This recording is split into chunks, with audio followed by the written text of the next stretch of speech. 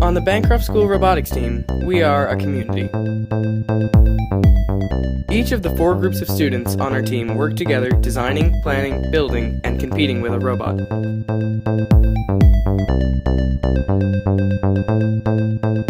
Yet all 4 groups help one another, pushing each other to become more competitive at every competition.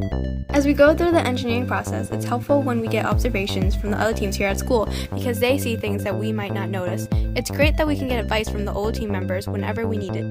One of the goals of Team 2442 is to inspire and encourage students in our school in STEM subjects. The VAX program gives us a chance to practice the engineering design process and adds a sense of reality to what we've been studying in class.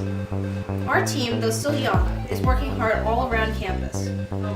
Robot expositions, presentations, and helping the middle school robotics club are all a part of what we do. This year, the robotics curriculum began its first year in the high school as an academic class, with team members participating and assisting in the curriculum. Trying to talk to other people from other teams is a cool way to get to know someone.